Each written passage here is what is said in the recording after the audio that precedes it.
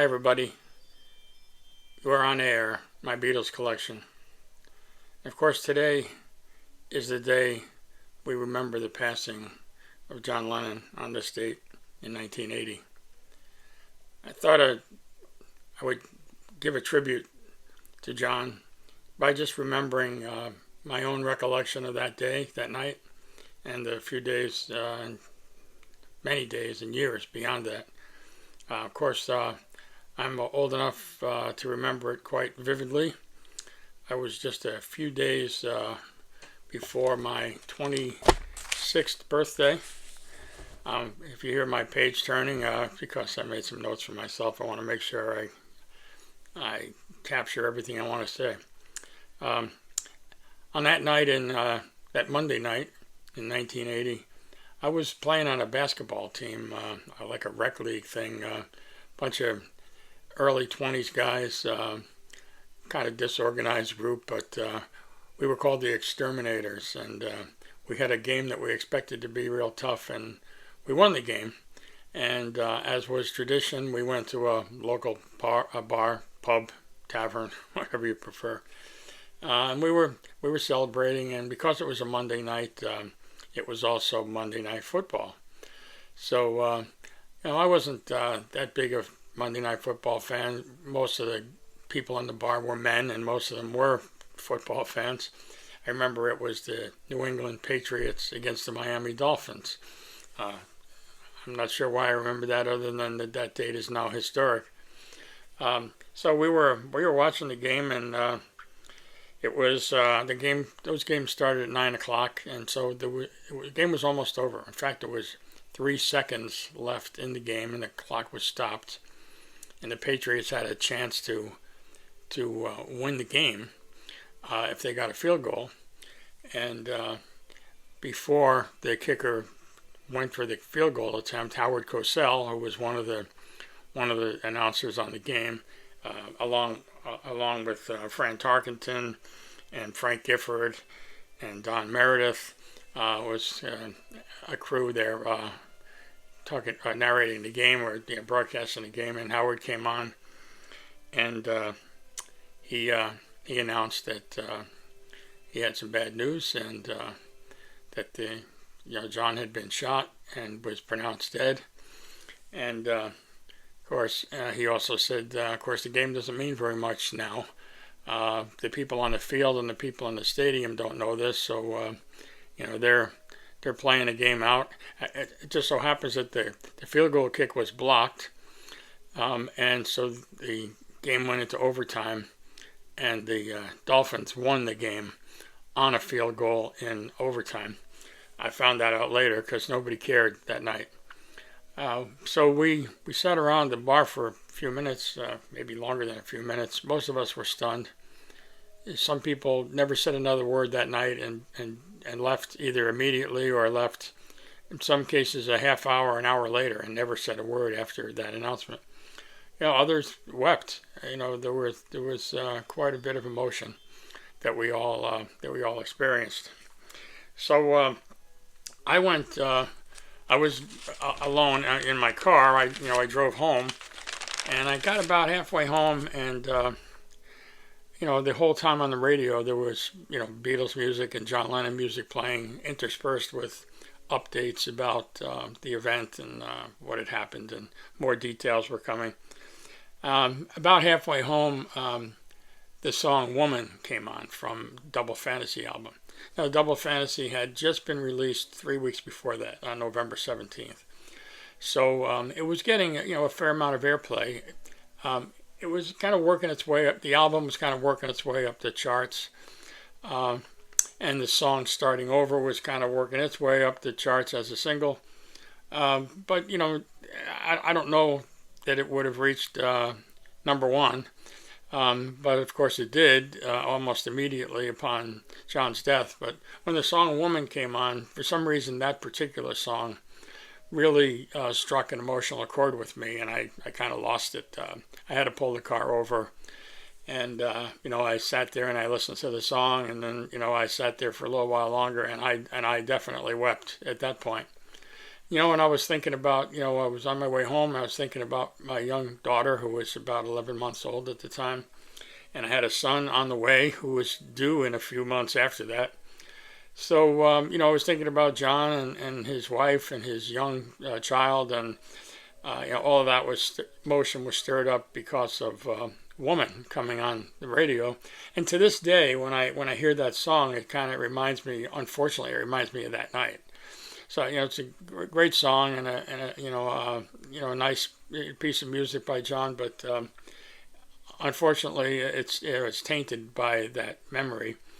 I listen to it. I never turn it off, but I have to say that I always feel a little pinch in the heart when I hear it. So anyway, as I said, I was about halfway home, and then finally I decided it's time to go home and see my baby girl and think about my own life and what this all might mean. So the coming days after that were kind of filled with everybody was trying to get more news about it. Lots of people were going to the Dakota, where John and Yoko lived, and where he died, unfortunately. And people just wanted to be there. I'm not sure that it was about going to the scene of the crime. It was more about paying tribute at the place where they lived, and I think people believed that Yoko could hear them. They were outside, and some people were singing, and or listening to the radio and singing along with that. Now, about a week later, I believe it was December 15th, there was the tribute in Central Park, and that was about 6 hours or so. And many thousands of people, including myself and one of my friends, we were able to attend that. A lot of people like us stopped by the Dakota for the first time. I had seen the Dakota before. I had been in and out of New York City many times. I was well aware of where it was. I never went there specifically on a John Lennon pilgrimage. I remembered it from the movies. The movie Rosemary's Baby was set in the Dakota, and several famous people lived there. I believe Lauren Bacall lived there. So it was a well-known location, and you look up at it if you were driving by or riding by. But nobody ever stopped there, or at least I never stopped there for any reason prior to that. And I didn't get a chance to go there during the week immediately following his death. But on the day of the vigil in Central Park, many of us decided, well, let's walk up to the Dakota, which is not very far from Central Park. It's right across the street, actually. And now, of course, there's a tribute called Strawberry Fields in Central Park, which I'm sure you could see from a window in the Dakota, as the Dakota overlooks the park, and that is on the extreme west end of the park near the Dakota. The vigil was in the main field of Central Park where the band shell was, and there was a picture on stage of John, a big picture on an easel of John with the New York City shirt on, ironically, and there was music playing for most of the day, and the crowd was singing along. At one point, I remember the crowd singing "Give Peace a Chance." I don't remember if that was actually being played through the loudspeakers or if it was just the crowd, organically starting that. I also remember, of course, that Yoko had asked for a tribute at 2 p.m. Eastern Time of silence. So at 2 p.m., this many thousands of people went completely silent for 10 minutes. And if you've ever experienced 10 minutes of silence, well, you probably haven't experienced 10 minutes of silence unless you were there. I'm not aware of very many places or things or times when I've been somewhere where there was no sound for 10 minutes. Usually if you're quiet, if you're in a church or at a concert, there's somebody else singing or talking or preaching.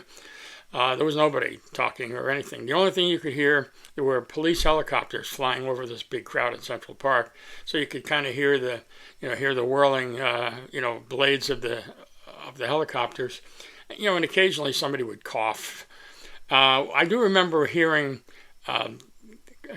cameras clicking. Like cameras that have in those days had film, and that had the auto advance on the film, so you didn't have to do it manually. You took a picture and it went to the next picture. So I remember hearing a little bit of that, and actually I remember people's faces like being annoyed about that. Like, why would you do that now? If we're standing here in silence, there's nothing different to see or to take a picture of, other than each other perhaps or the crowd.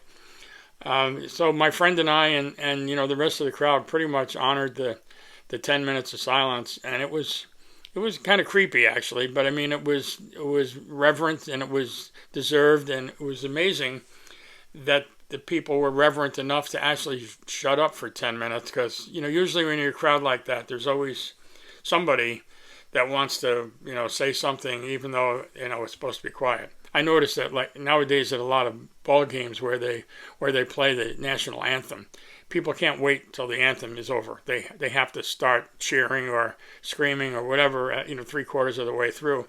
So that didn't happen this day. It was reverent, and it was quiet for 10 minutes, and it was kind of strange. But it was a nice tribute, and what else can you do? So anyway, we did that, and we went back to the Dakota. Took a walk around the city. I mean, we didn't I didn't live in New York City. I lived in the outskirts, in a suburb, so I didn't get into the city proper that often. But I was familiar with the city, and I was able to navigate it quite easily. But it was a couple of times a year. It wasn't I wasn't there every day. So we did some other things, and had lunch there, and did some other things while we were in the city. And then and of course after that, it was it was all just still burning in our minds and hearts, and it took a while to get over it. You never really get over it when you lose somebody, and in this case we lost a friend, we lost a memory, we lost hope. Many people had hoped that someday the Beatles would get back together again. We at least hoped that John would continue his musical career, because he had kind of put it on hold for a couple of years, and now he was back, and so there was the promise of maybe good things to come there. So all of that goes away, and it was a couple of weeks before Christmas, so it did kind of put a wet blanket over the holidays a bit. A lot of people got the Double Fantasy album for Christmas that year. It did immediately go to #1 in the U.S. It went to #2 in the U.K. immediately, or within a week. And in the U.S., it stayed at #1 for 8 weeks. And of course, they released several of the songs as singles, so they got all the songs got a lot of airplay. All of John's songs, anyway, I should say, got a lot of airplay. And then time kind of fades things, and you don't necessarily recall all the details, but it stays with you forever. So John said life is what happens to you while you're busy making other plans. Unfortunately, death also happens to you while you're busy making other plans, usually. So it happens, and life goes on for the rest of us, and all we have now is the memory. We have the music, of course, which will live forever, and we have Strawberry Fields if somebody wants to go and physically pay tribute. A lot of fairly famous people and some very famous people have been photographed stopping by to pay tributes there. There's a very famous picture of Ozzy Osbourne bringing flowers to the Strawberry Fields site, and of course Ozzy has been quoted many times as saying, John was one of the, the greatest influences on him wanting to get involved in music. Of course, his music isn't a lot like John's, but nonetheless, he's paid a very respectful tribute to him on many occasions. And, there's been a lot of other famous people that go there, and a lot of not so famous people. I haven't been there personally since they created the actual Strawberry Fields mosaic and all that. I will get there one day. I don't live in the area anymore, so it's a little bit out of reach for me generally. But every once in a while I get back there. So one of these days I will do that and pay my respects there. And of course, I'll continue to explore John's catalog and the Beatles music catalog, and continue to enjoy it. Obviously, I have a large collection that I talk about here, and I'll continue to do that. At some point, I'll do a special on John's music in particular. I have a lot of his stuff, but I won't say that I was partial to John specifically. I buy and save and collect and show all different Beatles stuff, solo and as a group. But one day I'll focus my energies here on showing some cool John stuff, so we can remember him that way as well. So that's it. That's all I wanted to say today. There's no other commercials for the site or anything else like that. As always, I'll ask you to like, to comment with your own memories, and subscribe if you're not a subscriber, and come back some other point for some of the more happy stuff that we can talk about. But today it's appropriate that we remember John Lennon, December 8th, 1980, on this day in history. Take care for now. Bye.